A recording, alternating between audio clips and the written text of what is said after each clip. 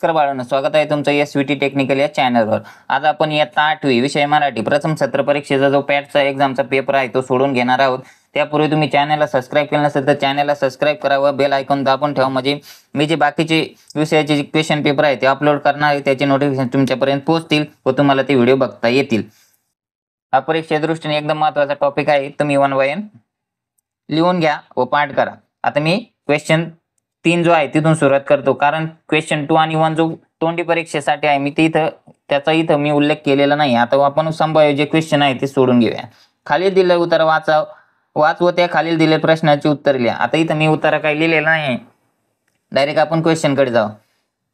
खालीलपैकी कोणत्या वाक्यातून देशप्रेम व्यक्त होते? योग्य पर्याय क्रमांकाला गोल करायचंय। तर घरातील कचरा रस्त्यात टाकला, आंदोलकांनी वाहनाच्या काचा फोडल्या, मुलांनी शाळेच्या आवारात झाडे लावली, लोकांनी सार्वजनिक उत्सवाला निर्माल्य नदी पात्रात टाकली। तर त्याचं बरोबर उत्तर आहे मुलांनी शाळेच्या आवारात झाडे लावली।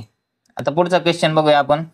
का ते सकारण लिहायचंय आपल्याला। आता प्रश्न पहिला, देश प्रदूषणाच्या कचाट्यात सापडत आहे कारण आपली गावे मलमूत्राने वेढलेली आहेत। दुसरा क्वेश्चन आहे, डोंगर उघडे ओढके दिसत आहे कारण मोठ्या प्रमाणात वृक्ष तोड होत आहे, हे त्याचं कारण आहे। आता ई आहे, आपली भारत माता सस्ते शामल होण्यासाठी करावयाच्या कोणते एक उपाय लिही। तर काय आहे, वृक्ष लागवड करून त्यांचे संवर्धन करणे। ई क्वेश्चन आहे, तुझी शाळा आणि तुझ्या शाळेचा आजूबाजूचा परिसर स्वच्छ व सुंदर करण्यासाठी कोणत्याही एक उपक्रमाचे नाव सुचवली। उपक्रमाचे नाव आहे स्वच्छ ग्राम सुंदर ग्राम। आता आपण पुढे जाऊया। प्रश्न क्रमांक 4 आहे, खालील बातमी वाच व त्या खालील दिलेल्या प्रश्नाची उत्तरे लिहा। आता त्यापूर्वी मला एक मुलांना सांगायचं आहे की बरेचसे मुलं माझा व्हिडिओ बघतात पण चॅनलला सबस्क्राईब करत नाही। चॅनलला सबस्क्रिप्शन एकदम फ्री आहे, तुम्ही जर चॅनलला सबस्क्राईब केलं तर तुम्हाला माझे नवीन व्हिडिओचे नोटिफिकेशन भेटतील, तरी तुम्ही चॅनलला सबस्क्राईब करा प्लीज। पहिला क्वेश्चन आहे, दिलेल्या बातमीचा विषय काय आहे ते लिही। शिक्षण सप्ताह आहे। दुसरा आहे, सदर उपक्रमातील विविध कार्यक्रमाबाबत प्रारंभी कोणी मार्गदर्शन केले? सदर उपक्रमातील विविध कार्यक्रमाबाबत शाळेच्या मुख्याध्यापकांनी मार्गदर्शन केले।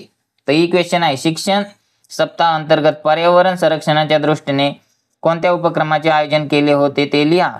तर वृक्ष लागवड या कार्यक्रमाचे आयोजन केले होते।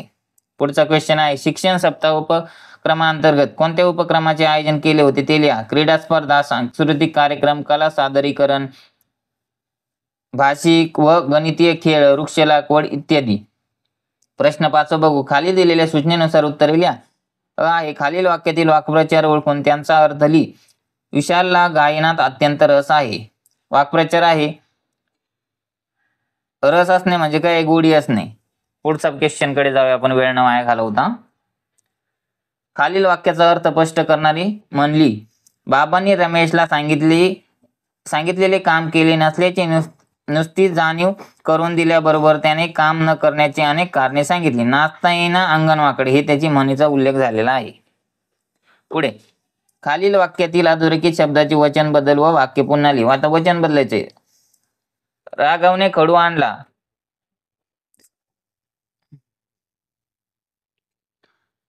त्याच काय होईल? राघवने खडू आणले। आणला म्हणजे एक वचन झालं आणि आणले म्हणजे अनेक वचन झाले। नेक्स्ट, खालील उतारा वाच व त्यावर आधारित खालील दिलेल्या प्रश्नाची उत्तरे। आता इथं मी उत्तर लिहिलेलं नाही,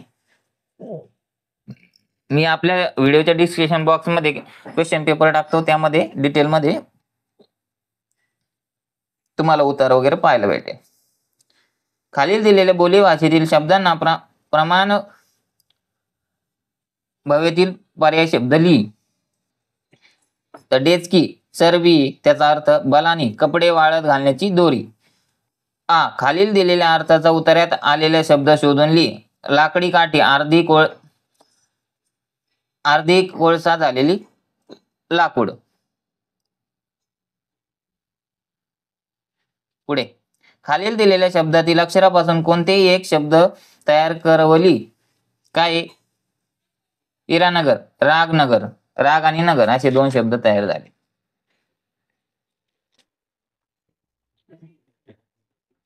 आता पुढचा क्वेश्चन बघू. दिलेले परिच्छेदातील अपरिचित बोली भाषेतील शब्दाचे अर्थ शोधण्यासाठी तू कशा कशाची मदत घेशील ते लिही. शब्दकोश, गुगल सर्च इंजिन इत्यादी. पुढचा क्वेश्चन. खालील कविता वाच व त्या खालील दिलेल्या प्रश्नाची उत्तरे लिही. पुढीलपैकी श्रावण महिन्यासाठी कवितेतनं आलेल्या विशेषणाला गोल कर. तर शब्द आहेत खेळगा, रंगारी आणि खोडकर खट्याळ. तर खोडकर हा पर्याय बरोबर आहे.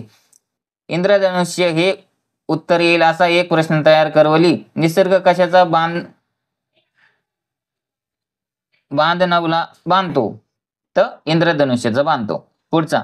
वरील कवितेत श्रावण महिन्यातील कोणत्या सणांचे वर्णन आले आहे ते लिही. नागपंचमी आणि कृष्ण जन्माष्टमी असे 2 सणांचा उल्लेख झालेला आहे. पुढचा आहे क्वेश्चन. कवितेतील यमक जुळणाऱ्या शब्दांच्या कोणत्याही 2 जोड्या लिही. झाडाला, गाण्याला, खेळगा, अबदा. पुढचा क्वेश्चन. कवितेतील तुला आवडणारी ओळ कोणती व ती का आवडते ते लिही. ओळ. असा रंगारी रंग उधळीने येतो कारण श्रावणाला दिलेली रंगारीची उपमा मला खूप आवडली. हे त्याचं उत्तर आहे. आता क्वेश्चन पुढे बघूया आपण. माझा आवडता छंद या विषयावर 8 ते 10 ओळी लिही. आता हा प्रश्न काय आहे, छंद लिहायचा आहे आवडता. इथं मी काय लिहिलं नाही, तुम्ही तुमच्या मनाने हा तुमचा आवडता छंद लिहू शकता. पुढचा आहे प्रश्न. खालील दिलेल्या सूचनानुसार उत्तरे लिहा. अ आहे सुट्टीमध्ये तू अनुभवलेला गमती जमती 3 ते 4 वाक्यात लिहा. आता हे पण तुम्ही दिवाळी सुट्टी बघा आता पुढे, तर त्याबद्दल तुम्हाला माहिती लिहायची. मी इथं काही एक्सप्लेन केलेलं नाही ते. पुढचा क्वेश्चन. खाली दिलेल्या चित्रावर आधारित कवितेचे 2 ओळी तयार कर व लिही. आता इथं काय चित्र दिलेलं आहे आणि त्यावरून तुम्हाला कवितेच्या 2 ओळी तयार करायचे आहे. तर इथं मी चित्र काढलेलं नाही, ते तुम्ही बघून काढू शकता आणि त्याबद्दल 2 ओळी लिहू शकता. प्रश्न 10. इयत्ता 8वी साठी तयार केलेल्या वाचन कोपऱ्याचे उद्घाटन करण्याची विनंती करणारे पत्र लिहायचे. ते पण मी इथं काय दाखवलं नाही, तुम्ही पत्र लिहू शकता. प्रश्न 11. खालील दिलेल्या मुद्द्यावरून कथा लिही व कथेला योग्य शीर्षक दे.